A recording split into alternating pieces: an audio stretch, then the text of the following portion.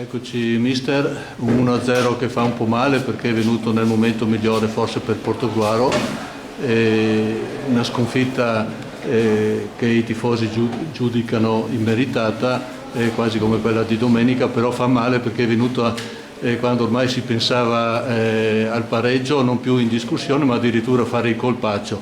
Perdere al 90esimo fa sempre male, però considerando come eravamo in campo e come abbiamo tenuto il campo appunto con la prima classifica, non siamo andati male insomma.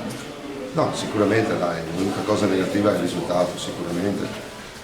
Come ho detto ai ragazzi, ecco, ho fatto i complimenti, quello che avevano detto l'hanno dato tutto, per cui sono ragazzi che vanno apprezzati e si continua. Come ho detto precedentemente, quella situazione là di campo non dovevamo subire quella punizione, ma è stata una punizione che secondo me è stata regalata.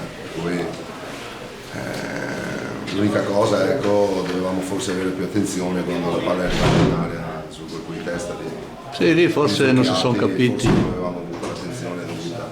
Però in 90 minuti ci può essere l'attimo così, per cui posso solo parlare positivamente dei ragazzi e dirgli di continuare su questa strada senza battersi, il nostro lavoro lo stiamo facendo, cerchiamo di farlo nel miglior dei modi con tutte le problematiche che magari ci portiamo dentro. Abbiamo visto che con le ultime due sostituzioni verso il finale si è un po' ravvivato il gioco del Portogruaro, si sono forse spenti un po' e sono calati gli avversari anche?